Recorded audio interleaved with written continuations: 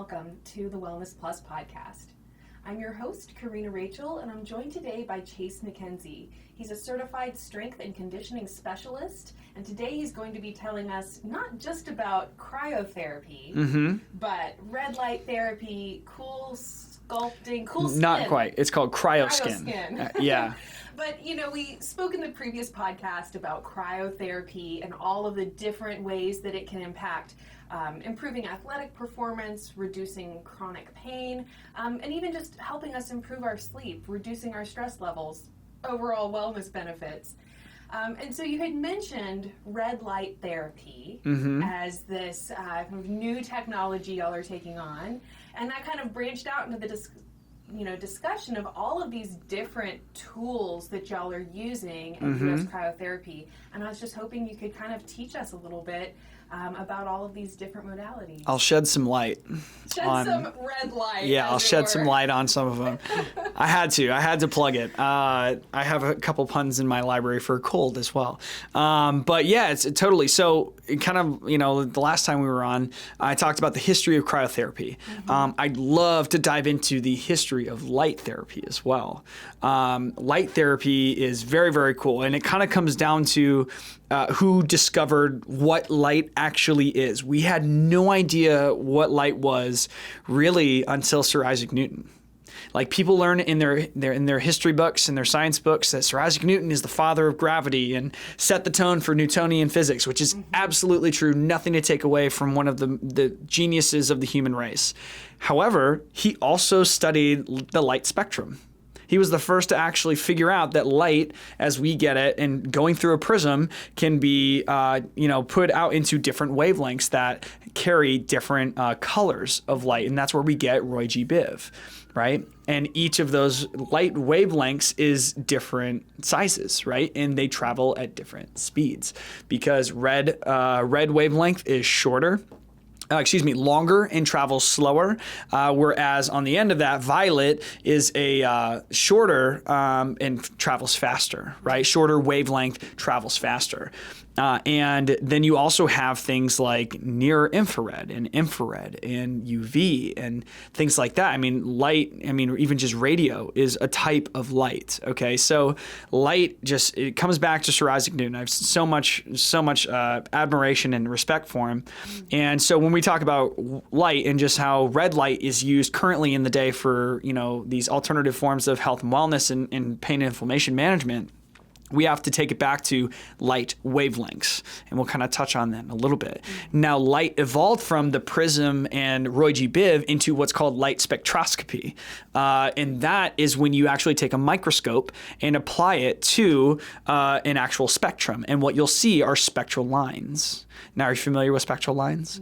Okay, this is so cool. I love history lessons. So spectral lines are essentially gaps, okay, in the color spectrum, and they come up as like black lines, right? And what's wild is things emit and reflect certain light, okay? Certain elements, for example. Certain elements have different spectral lines, okay? So now all of a sudden we are not only knowing about light as it pertains to wavelengths and different colors and different corresponding wavelengths, but now all of a sudden elements reflect and absorb different levels of light. What things are absorbed, that's the spectral line, is what's absorbed, and then what it pushes back out is, what it can define. And you can actually see in the sky right now, you can look up at each and every star, and each star has its own spectral lines, right? And each of those can tell us what that star is consisted of. So that's kind of like the history of light spectroscopy.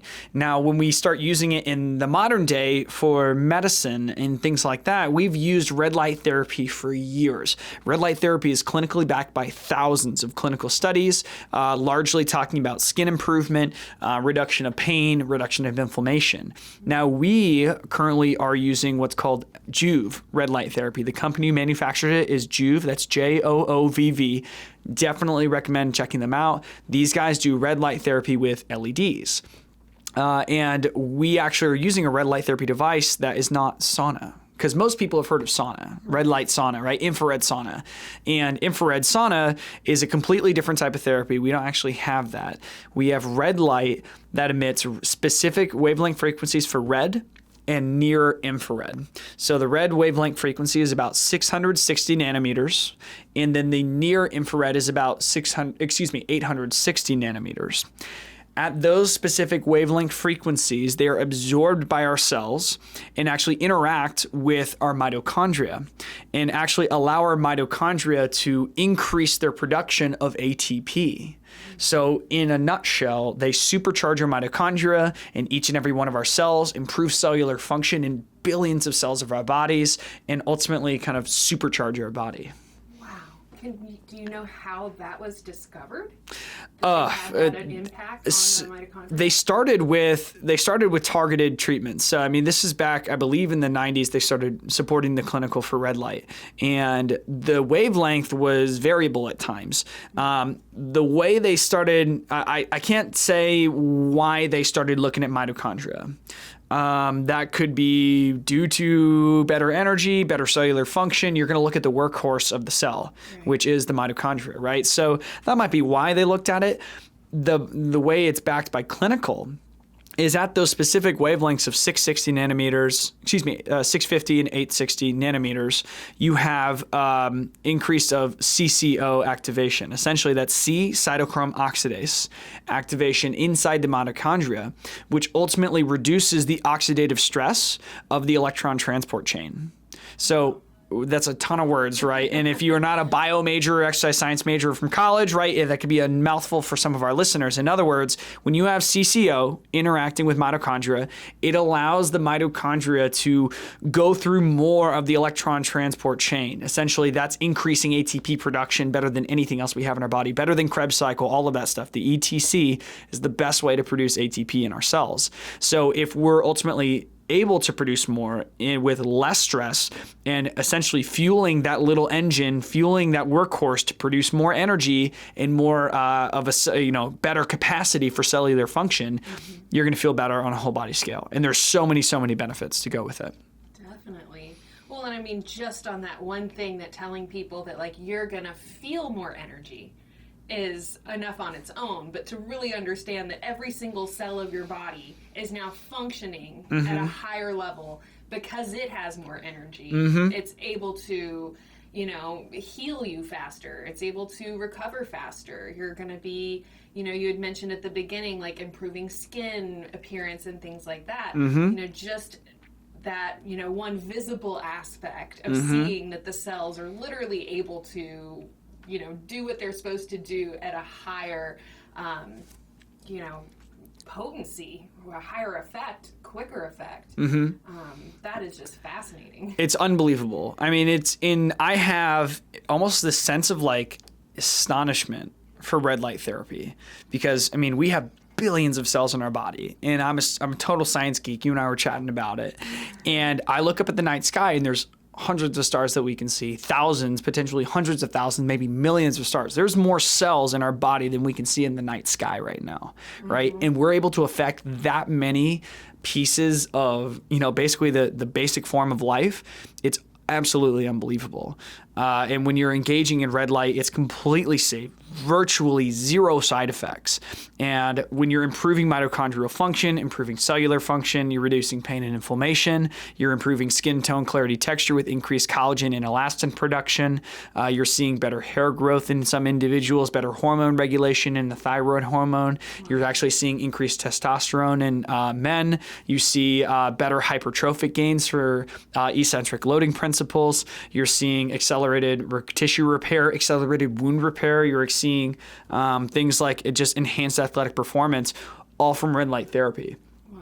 It's very, very cool. So can you speak a little bit, so the cryotherapy is actually a chamber that you walk inside. Y'all's is capacity of 4, so you can actually go in there with your friends.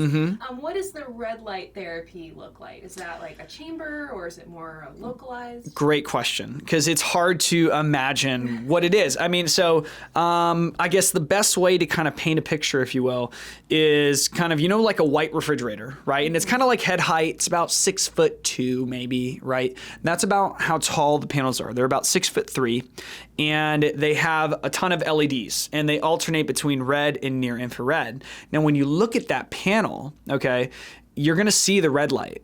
Okay, you're going to see the red light, but what you're not going to see is the near infrared. Because the near infrared's not even on our visible light spectrum. We can't see it. It's still emitting what light wavelength, which just blows people's minds, by the way. They look at it and it's like, there's no light coming out of it. Trust me, there's light coming out of it. And there's about 2 panels, okay? So you stand in front of one, you have one behind. And in order to appropriately dose the amount of red light, essentially the amount of energy you're pumping into your body, you need to be within 12 inches of each panel, okay? Now, when you're talking about dose of red light therapy, it comes down to what's called irradiance. Essentially, irradiance, as it pertains to red light, is milliwatts over centimeters squared. Okay, so how many watts of energy, milliwatts of energy, can we pump into an amount of, centimeters squared, amount of surface area, okay? And these panels in particular have an irradiance level of 100 milliwatts per centimeter squared, which is the leading irradiance in the entire industry. This thing is the most powerful irradiance measurement we have among any of the devices. That's why I'm a huge proponent of the Juve systems. And so you're within 12 inches, you have that irradiance level, and in a panel that's all the way up, it's about 6'3", about 36 inches wide. You have one in front and in back. We close the door, we pull the blinds down, and you get butt naked. And you just let it, you absorb all that red and near infrared light. It gets a little warm, but that's because the electrical panels are generating heat just from being on. The light itself is not what's causing the heat. So that's a huge difference between infrared sauna, for example, than the red light therapy. So we essentially have a changing room. And you have a panel in the front, panel in the back. You put your phone on, maybe listen to our podcast, right?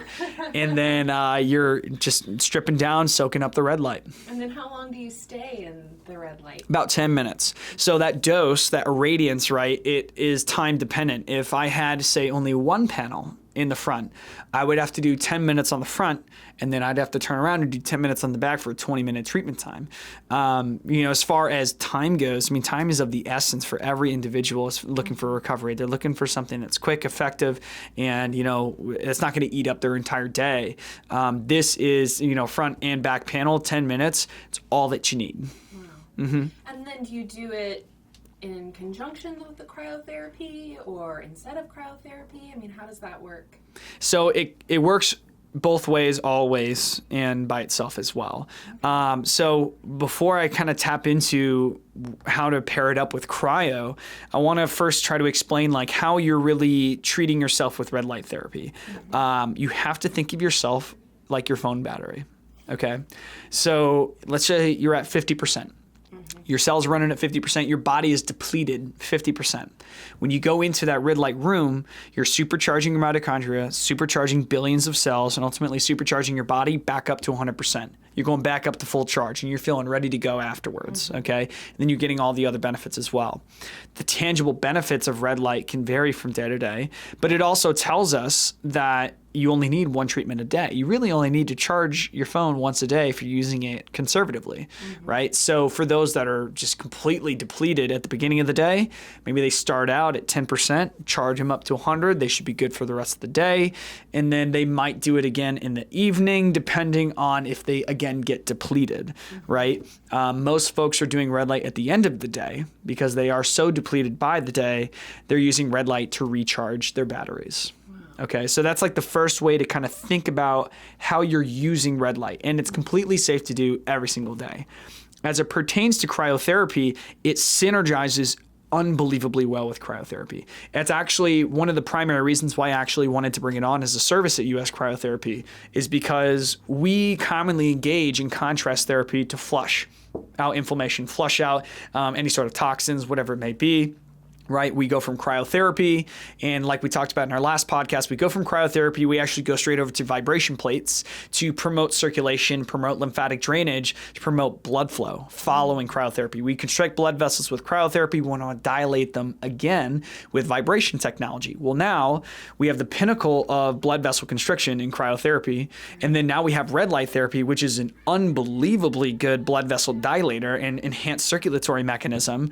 You actually go straight from the cryotherapy chamber, skip the vibration. You just go straight into the red light room, strip down butt naked, and you absorb that red light for 10 minutes, and you will feel unbelievably good. Unbelievably good. That That is insane. That's how they combine. Of course, you can do red light by itself. You can. And it's actually a great service to have for us, for those that are precluded from using whole body cryotherapy, right? There's a whole list of contraindications for cryotherapy, including various heart conditions, kidney conditions, COPD, previous history of strokes and things like that, and various cold allergy conditions, in those kind of things with red light, because there's virtually zero side effects. Anybody who's still looking for better joint pain and muscle pain relief or inflammation relief, they can use red light when they may be prohibited from using whole body cryo, and it produces very, very good effects. Wow. So, man, when you say joint pain, you just start realizing how, like, almost everyone on the planet, probably to one extent or another, has had joint pain or some kind of, mobility issues or whatever. So just, understanding the, number of people that can benefit from something like this, and just getting our range of motion back. I mean, there's so many people that, I think that one simple piece of, joint pain, limited mobility, prevents them from doing the things they want to do, prevents them from just feeling good throughout the day. So you can really see how many different people would benefit from something like that. Absolutely. Well, when you talk about joint pain, you commonly see it as we age. There's no argument against that, right? As we age, the body's physically breaking down. You're seeing more joint pain. Now, here's what's going to blow your mind. Look at mitochondrial function as you age. It actually, as you age, your mitochondrial function becomes dysfunctional. It doesn't work as well or as optimal as it was when you were young. Your cells are physically breaking down. Their workhorses are getting tired. The batteries are running low as we start to age. So now we're able to introduce a better mitochondrial function enabler, right? With red light therapy, improve mitochondrial function and battle dysfunction. And in a way, I mean, I'm tentative on saying this, but in a way, it kind of acts as an anti-aging mechanism. Of course, it's not going to stop father time, but dang, if you're taking care of the physical, as you start to age, you're going to feel a lot better. You're not going to feel like father time is closing its grip on you. Right, and just that one piece of like improving your quality of life, reducing the pain that you're feeling every day when you wake up or try to walk around or lift things up, etc.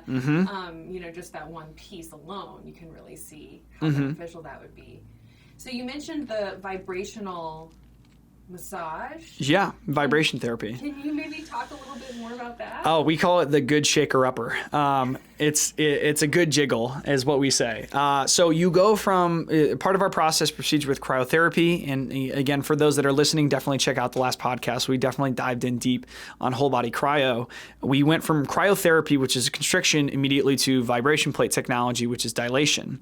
And on the vibration plate, it literally shakes you up and engages actually what's called your vestibular system. And the vestibular system is responsible for balance control in subconscious muscle contractions. When you're off balance, your body is trying to actually balance itself subconsciously so you don't fall over. That's subconscious muscle contractions. Now, we use those subconscious muscle contractions in order to promote blood flow, again, following cryo. It's also incredibly beneficial for lymphatic drainage as well. So the vibration plates are largely to loosen things up, get that blood flow going after cryo, rewarm the body because you're nice and frigid after cryo. And then we also offer two other massage vibration modalities. The first of which is the Theragun vibration device. So Theragun, in your mind, can picture like a power tool. Okay, and it's, you basically click the on button and it's just this percussive vibration back and forth, and you apply it onto the skin to break up muscle tension, adhesion, break up scar tissue, promote circulation in the area, promote lymphatic drainage on specific sites, break up knots. Very similar to how normal massage practices are.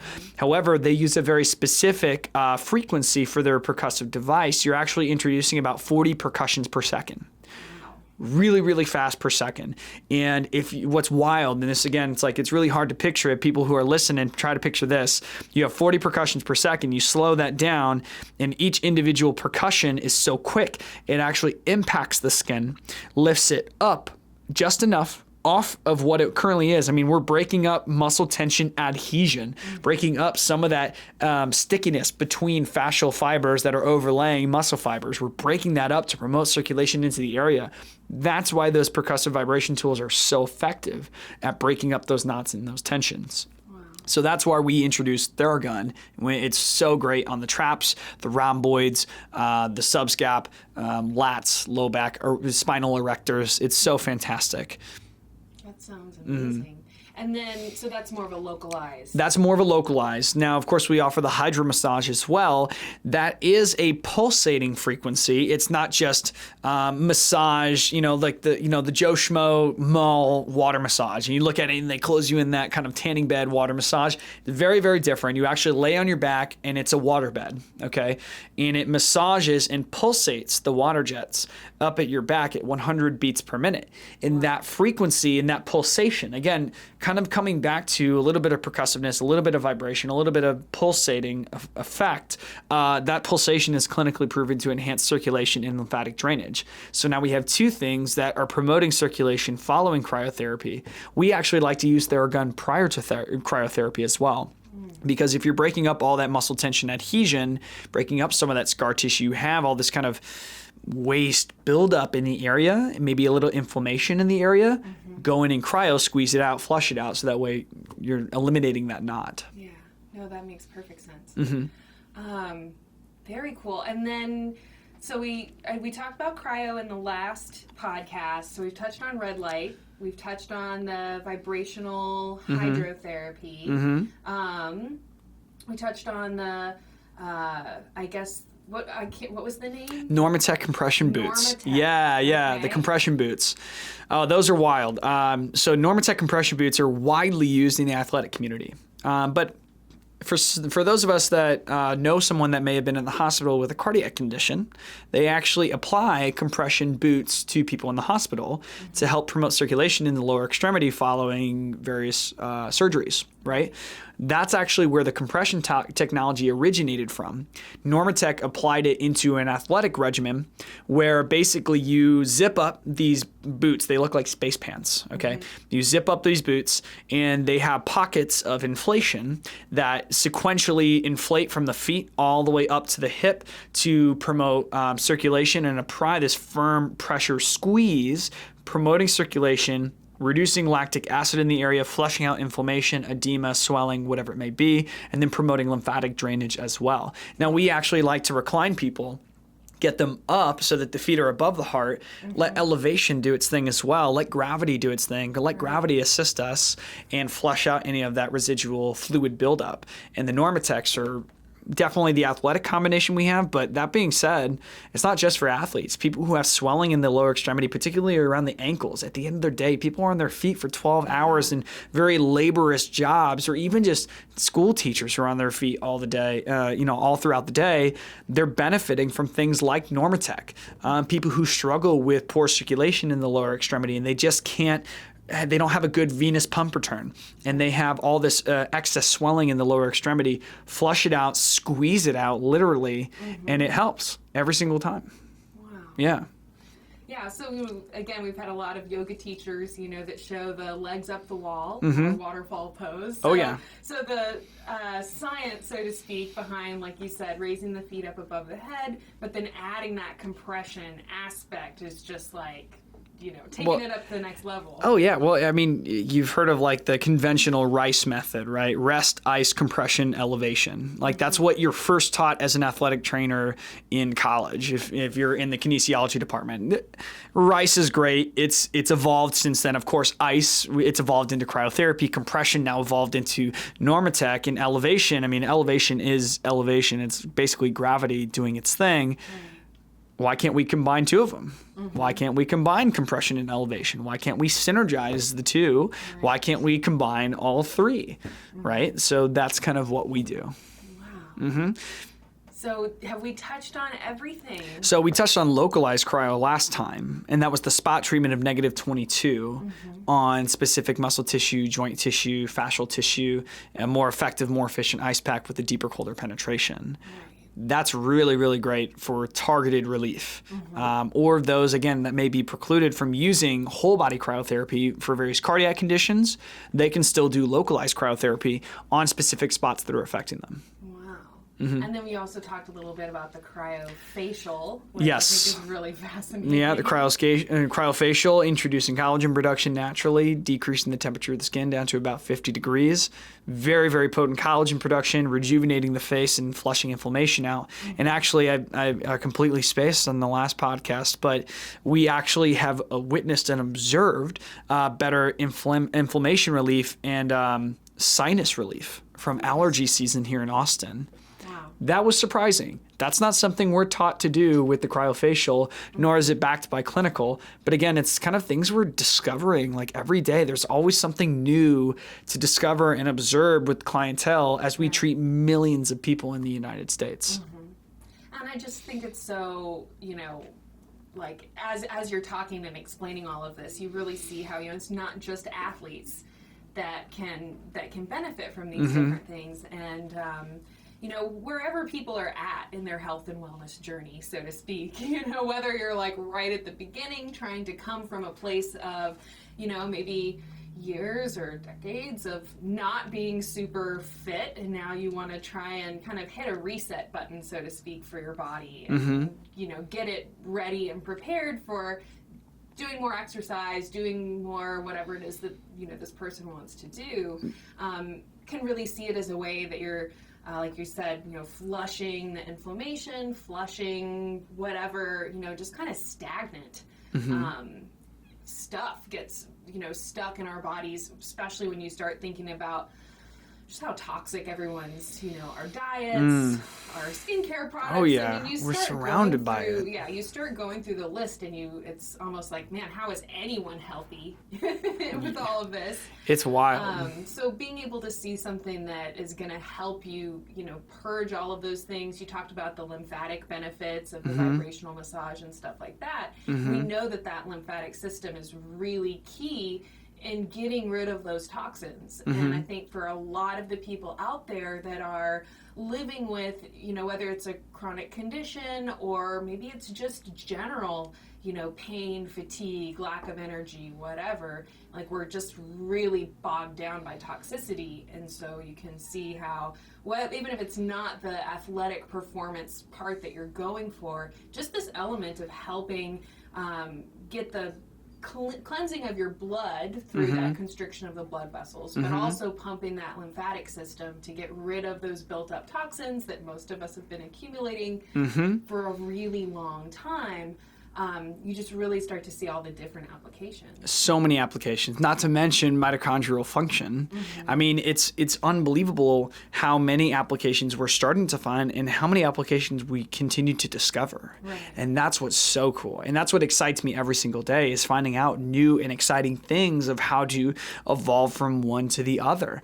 Red light, for example, we just brought that on recently, and we are exploring the different clinical between red light prior to workouts or red light after workouts.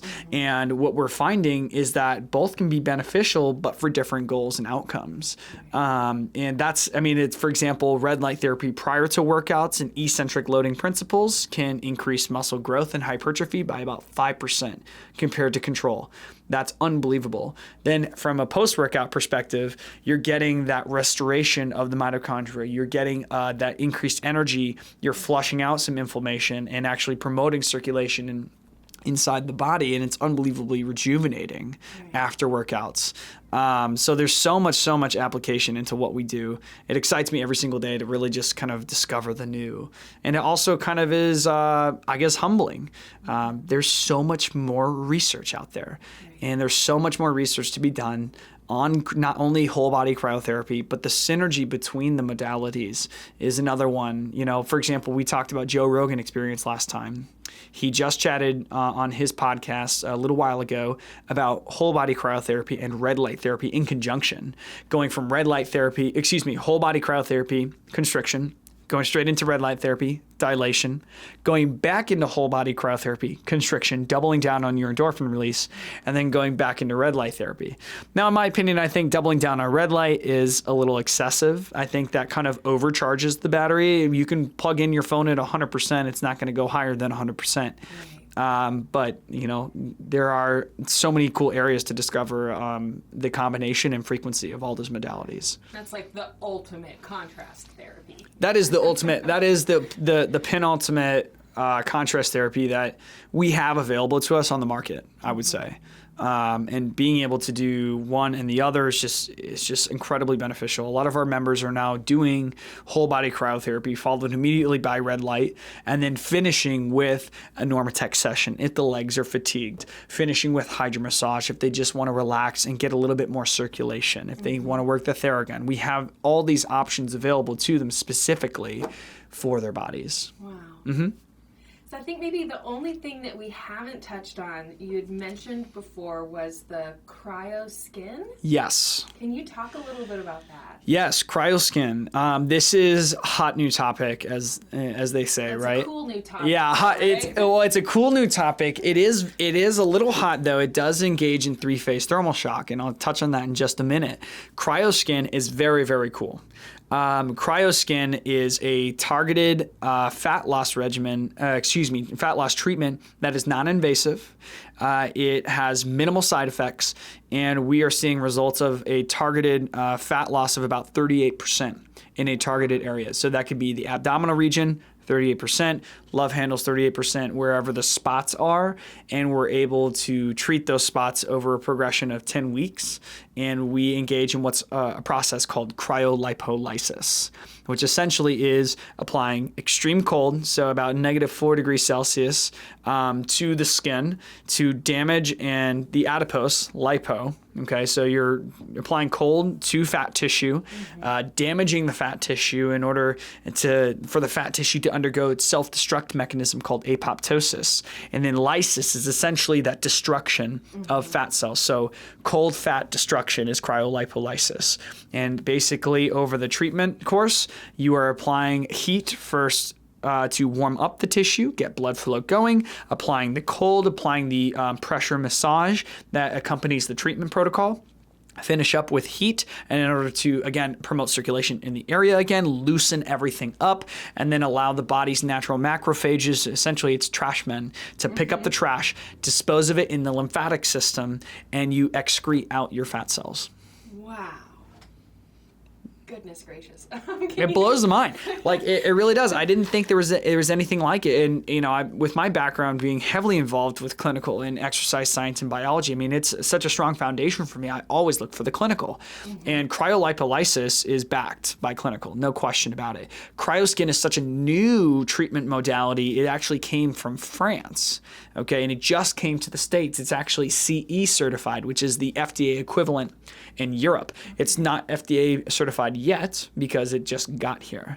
And it is incredibly effective. I worked on a test subject even not too long ago, actually, during my master training with people who have been master trained by the folks in France. And my test subject, we worked on the abdominal region. We saw an 1.5-inch loss in one 30-minute session. It's wild, and it's an all natural effect. I mean, your body's natural macrophages start attacking that fat tissue. The effects are completely permanent as long as you're maintaining diet and exercise. So we really have to talk about healthy regimens, appropriate exercise regimens, dietary intake, and things like that in order to see the results. Very, very effective for those stubborn fat areas. Yeah, well, I mean, just to have, a more natural, safer alternative to liposuction, which is maybe one of the most invasive, traumatic things that somebody can put their body through. This is just, that's just mind-blowing. And then the results are pretty consistent as long as the person is still, like you said, kind of maintaining the diet and exercise and doesn't go back to eating Big Macs the next day or something. Exactly. Well, yeah, it comes down to if people are eating McDonald's every day and they try doing this, it's not going to solve their fat issue. This is excellent for stubborn fat areas, the areas that just won't go away. right? And then people feel uncomfortable with that, and maybe they don't feel comfortable enough to get back out to the gym. Maybe they want to take care of that area so they feel enabled and empowered to resume activity and get back out there, right? Wear the clothes that they want to wear in the gym so that they can resume healthy, active regimens. It's completely permanent as long as we're maintaining those healthy regimens, for sure. So that's where our expertise as a staff has to come into play. We have to make sure that our clients are following up with us, making sure they're on the correct dietary intake, they're on the correct nutrition path, exercise path, and the effects of that 38% targeted fat loss takes place over 10 weeks. So we had 10 weeks to educate these individuals on how to really carry on. And then, so is it the same as cool sculpting? Not quite. No. So actually, when you look at things like liposuction, incredibly invasive. Cool sculpting was FDA approved not too long ago as an alternative to that, where the procedure is you kind of suction up the fat and freeze it, and it kind of comes back down, and you suction up, and that's kind of the treatment protocol for cool sculpting. Now, cool sculpting results are about 20 to 25% targeted fat loss over one treatment. And the results don't necessarily manifest for 1 to 4 weeks. Now, when compared to cryoskin, there's no suction to cryoskin. You're almost kind of kneading out the fat with a cool wand that has very precise cool temperatures. It's very, very important in order to damage the adipose appropriately in order for them to self-destruct. It's more of a pressure massage rather than a suction. And because of that, there's significantly less side effects when compared to cool sculpting. In addition to that, 5 treatments of cryoskin can lead up to about 38% fat loss, up to actually 45% in men in the abdominal region, whereas cool sculpting is generically around 20 to 25%. So ultimately more effective with significantly less side effects, and it's that new up and coming treatment out there. Definitely. And then, what are the other, I feel like we've covered so much here, but can you maybe give some more specific examples of people that you've worked with, really in any of these different areas? Okay. We talked about the red light, the vibrational therapy, but I'd love to just kind of hear some, real life experiences of some of the people that you've seen. Sure. I'll talk first about athletes. We see a lot of athletes. We see a lot of athletes who are injured. We treat a lot of athletes and accelerate the recovery time by applying, typically we go whole body cryotherapy on the protocol, follow it up with localized cryotherapy on the spot that they're dealing with. And if they would like, they can opt into a different protocol like Norma compression, which is fantastic to alleviate that inflammation in the area. And we see unbelievable accelerated times. We treat post-ACL more frequently than most surgeries. So post-ACL operation, we saw one of our members back in February, and she was back on BOSUs and unstable objects in PT within 2 months. Unbelievable progress. We saw another client who is a up-and-coming professional beach volleyball player in the area, and she had labral surgery on her off shoulder. So she's a right-handed hitter, but the left shoulder had a torn labrum. She got labral repair back in November, came to us in January and told me, I want to play in a pro tournament in April. And I told her, you're nuts. Because that's 6 months out after a shoulder labral repair. My brothers had shoulder labral repair, actually 2 of them on the same shoulder. It took him 8-9 months to get back to just playing on the court. And that was his swinging arm at 50-60%. And it's taken him a full 1.5 to 2 years to really get back to where he needed to go. I was like, Lauren, you're crazy. You're crazy, girl. But we're going to try. She came in every single day to do whole body cryo and do localized on that shoulder. The girl played in that tournament in April. No problems. Unbelievably fast recovery, unbelievably fast healing factor. Wow. That was a great success story on the athletic side. On the chronic pain side, we have 2 members right now that kind of came to us about 1.5 months, 2 months ago. Both don't really know what's going on with their body. It's kind of that question, well, we don't know what's going on. Doctors have kind of theorized what's going on. They really don't know. There's just excessive muscle soreness in one of our clients. He just doesn't understand what's happening to him. He's 27. There's no reason why it should be happening to him like that. Played rugby growing up. I mean, perfectly active all the way up until pretty much about 26. And then he started getting this. And he had tried everything. And for him, we did cryotherapy. We got him on a 7-week unlimited trial. Let's see how your body reacts. Let's see if unlimited is the right option for you. And it helped him. He came in smiling every single subsequent day, because for people that are experiencing chronic pain, if you're solving and managing that pain, their mood and their happiness is going to increase every single day they come through the door. That's what makes my job worthwhile every single day. And since then, he's gotten on board.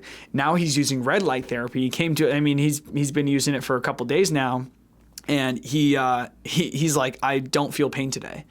And that's wild. And that's because now he's engaging in so many beneficial modalities for him. His body's reacting incredibly well to it. It's not accommodating or adjusting to the therapies that he's doing. They're actually working and benefiting him. And our goal with any of those chronic pain and inflammation clients is to ultimately alleviate them of pain altogether, so they don't have to use our services. That is the mission, right? So if we're at the point where he's not feeling pain without cryotherapy, we've done it. That is an unbelievable success story. So we're still working with him to get him to that point. Now, wellness side, we kind of talked last time about newborn daddies. And those guys, I'm not a father yet, but I can imagine it's quite difficult having, a newborn wake you up in the middle of the night and completely throw off your circadian rhythm. I can't even imagine being a newborn mother and having to feed during those times. It's unbelievable how sleep affects folks with new babies. And we've seen incredible sleep improvement with a client that's been with us since December, and he's been coming in 4 or 5 times a week. And granted, he's active. He works out. Recovery is part of the regimen with cryo, but he comes for the sleep improvement. That is his big thing. And it's unbelievable. I can see how refreshed he looks the next day. And you talked about how all the amazing benefits come from better sleep cycle, better REM cycle, more lucid dreams, deeper sleep, right? If we're able to achieve that with cryo, the effects coming off of that are just going to be so substantial and impactful. And that's really powerful as well.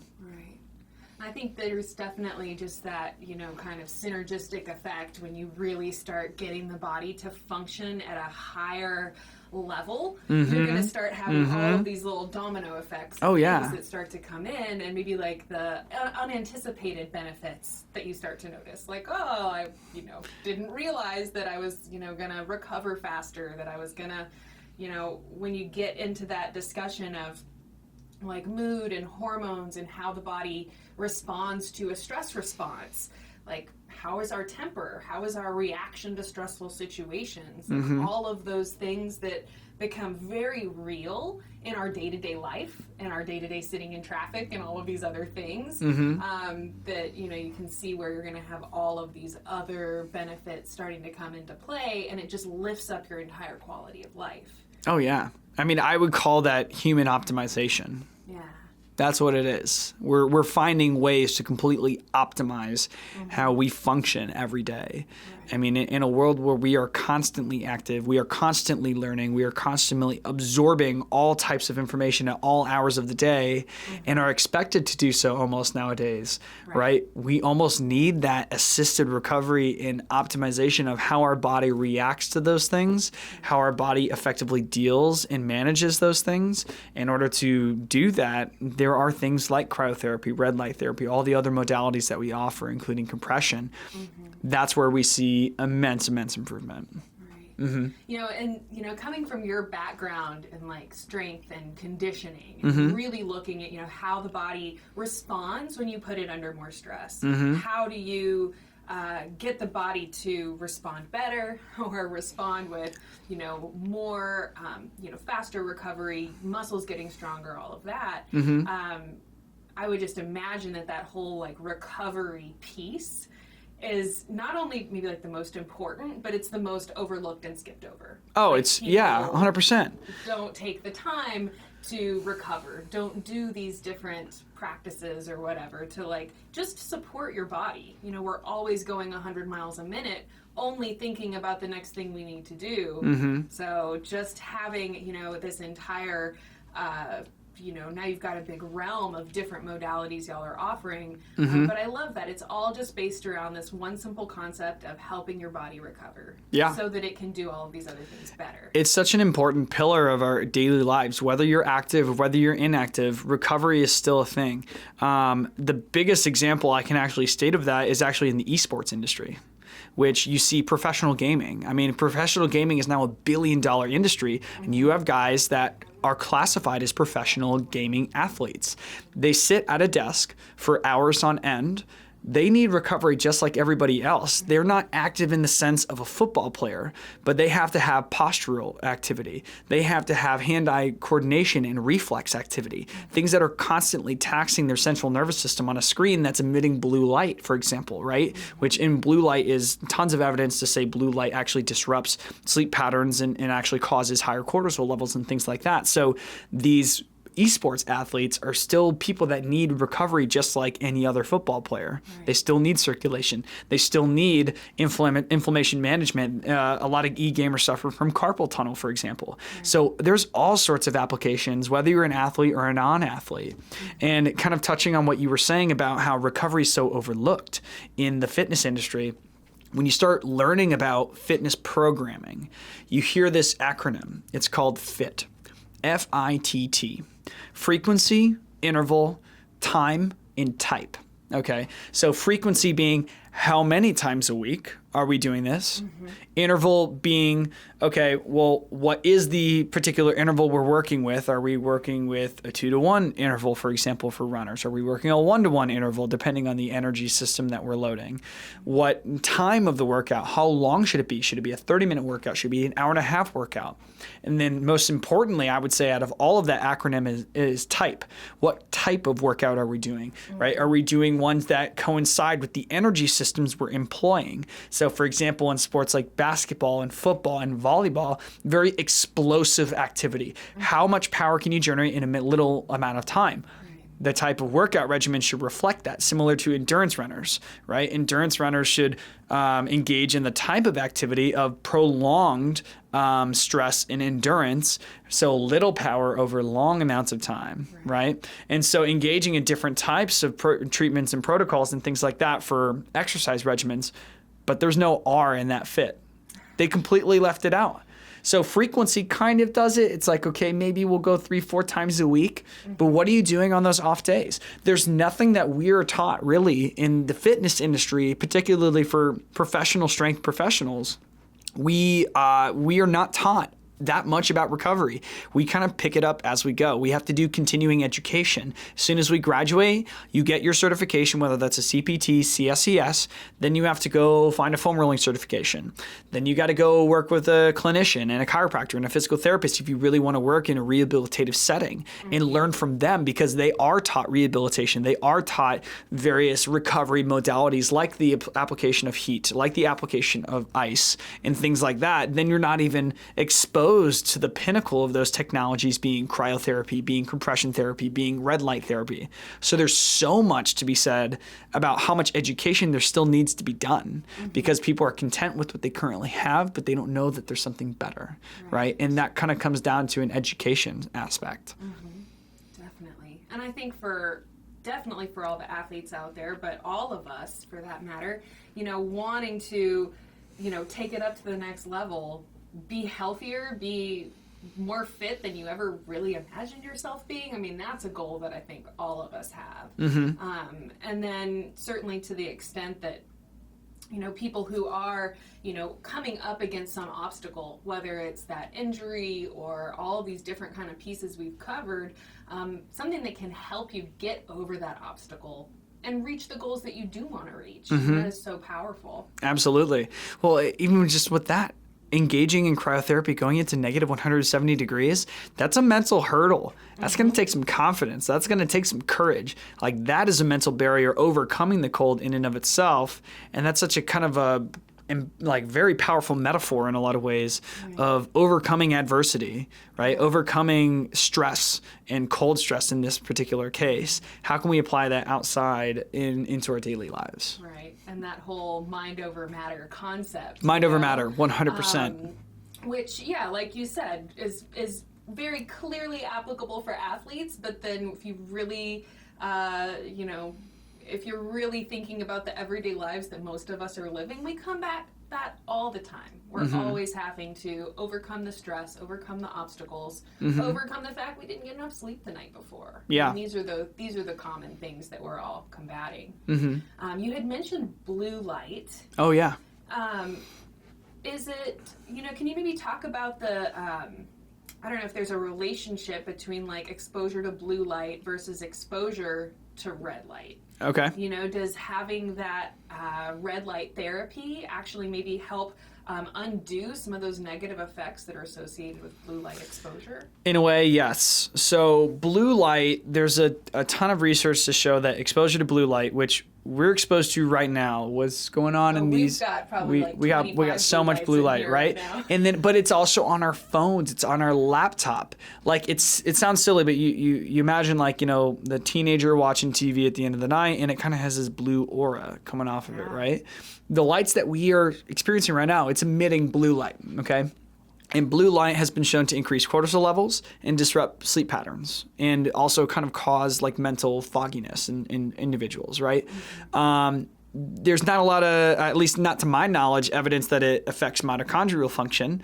But when we're exposed to red light, we're combating some of the things that blue light is disrupting, right? So we're actually we're able to combat the improved sleep pattern. We see better sleep improvement, better mental clarity, and things like that with red light. In a way, it completely offsets it. Now, here's what's kind of mind-blowing, is you step into that red light room, right? You're in that changing room, panel in the front, panel in the back, butt naked, watching the red light, and then the near infrared where you can't see. In about 2 minutes, that red light turns gold.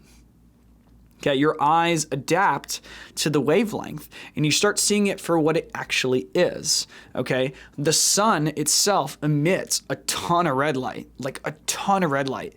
Doesn't look red though, because our eyes see it all the time as it is, which is kind of this like goldish hue, right? This red light panels, it's incredibly bright at the beginning with this red light, it turns to gold. Now here's the crazy part, and this is where we can kind of see blue light and the interaction between the two. Red light, you finally see red light for what it is, which is kind of this goldish hue. You look right up at the ceiling where we have another light bulb that's just typical, a fluorescent. You look up, completely blue. You look at your phone, it's a blue screen. You go outside after the red light, everything around you is blue as in the indoor facility that we have, because every light that is out there is blue light, right? And so we are constantly exposed to blue light, and combating it with a better light treatment to, for example, restore the eyes, and just restoring the rods and cones in our eyes with red light therapy. Remember, red light's affecting the eye cells as well as just skin cells and muscle cells and things like that.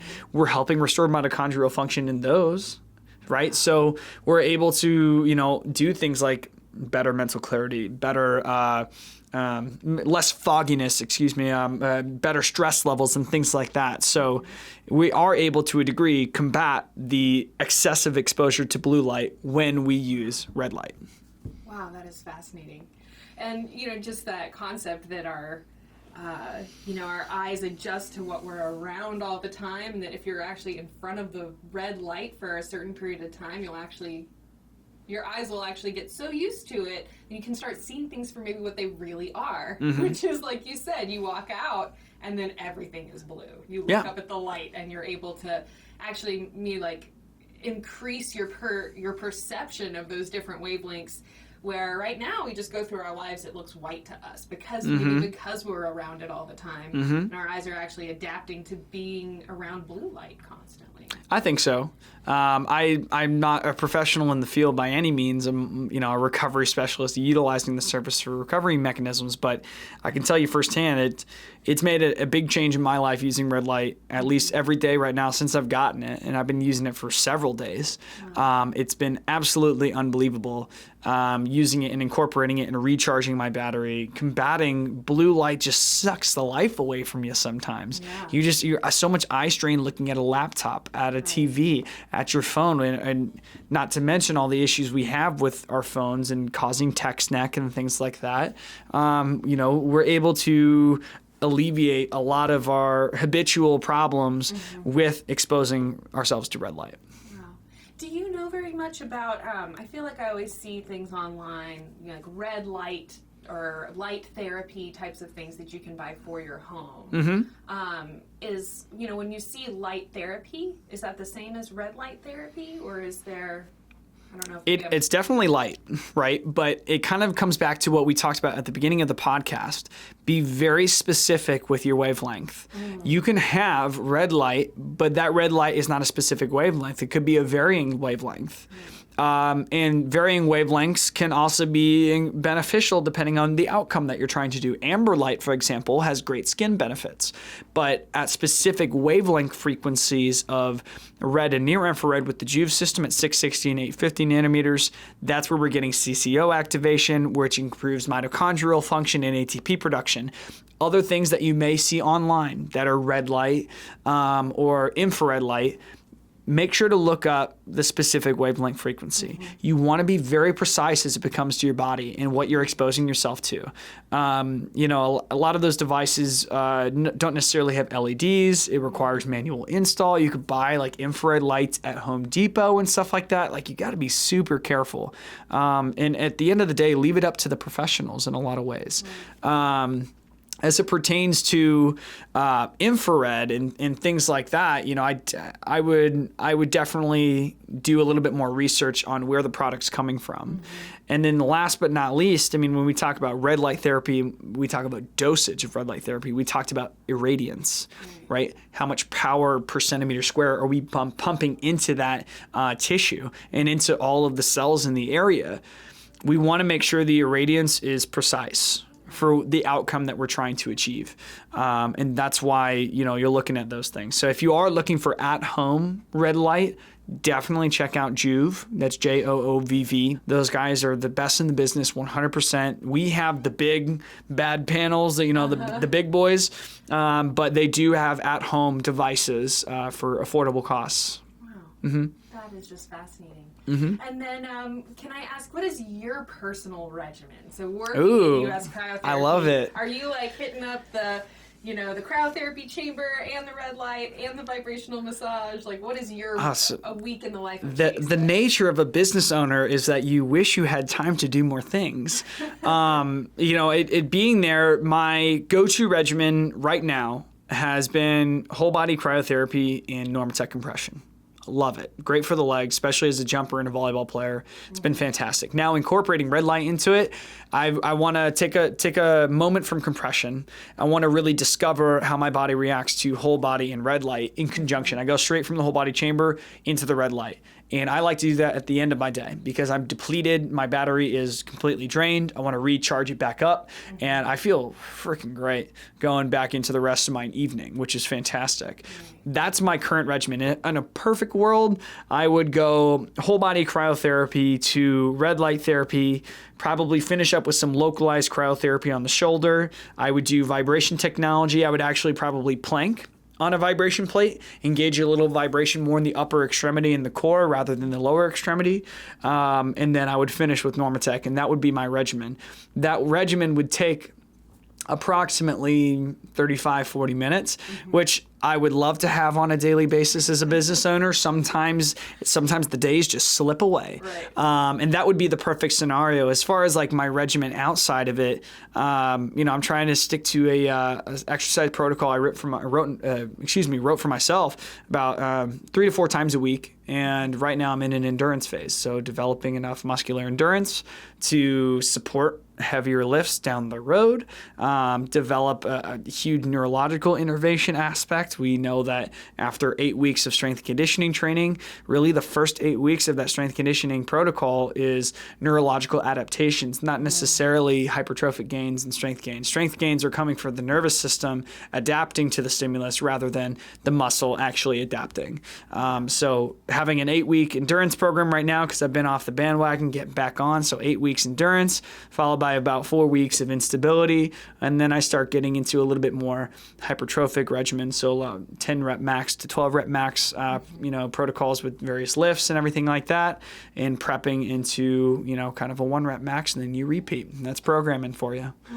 So I do all of that, and then recovery and trying to optimize my body, right? That's human optimization. I'm trying to unlock my human potential, my physical potential, and ultimately it will unlock so many mental and emotional windows as well for me as well. So I'm greatly looking forward to really embracing red light therapy. I'm so excited for it. Yeah. It's fascinating, and I just want to thank you so much for coming in today and sharing all of this with us. I definitely, like I said in the last podcast, I'm very interested to check it out for myself. So maybe we'll have an edition of the podcast in the cryotherapy. Yeah, we can bring a GoPro in there, do some GoPro footage or something like that. It'd be a good time. I'm sure that I'll be very well spoken while I'm in a negative 170 degrees. You focus on your breath. You don't have to breathe. You don't have to breathe in there. You don't have to talk in there. You don't have to chat. You just want to dance. What would be your cryo song if you had to go in right now? What would be the cryo song? Oh man, something energizing. It's a tough question. Sometimes you got to go through the decades. A lot of people go through the decades depending on their mood. It'd probably be Michael Jackson something. MJ, yeah. The most that's energetic. You have to move your body. You have to feel really excited. Oh yeah. Well, it's Michael Jackson's. Michael Jackson along with Van Halen are probably the top two 80s music tracks that we play. 90s, we almost exclusively play 90s rap. That's just huge back then. And then we play Blink-182 in the 2000s. It was pretty common. And then back if you want to date it back to the 70s, we're going a lot of Fleetwood Mac, some Beatles stuff, and the older folks who are listening to the Beatles while you're in the cryotherapy. Totally. It's relaxing. You want to think about relaxing music, right? And then ironically, we'll play Beach Boys in there as well. So, everybody has their flavor though. If MJ's your flavor, I 100% endorse it. Definitely. Well, I will definitely have to try that out. Chase, thank you so much for coming on the program. Thank you again. Thank you so much. Can't wait to have you back again soon. Of course. Thank you so much, Karina. I want to thank all of you for listening. I hope that you will check out US Cryotherapy if you want to find out about any of these awesome modalities we discussed in this podcast. We also have a previous podcast all about cryotherapy if you want to check that out as well. Remember, you can find the video version of this podcast on Wellness Plus TV, along with hundreds of other health and wellness videos. I want to thank you so much for being here, and I hope you have a wonderful rest of your day.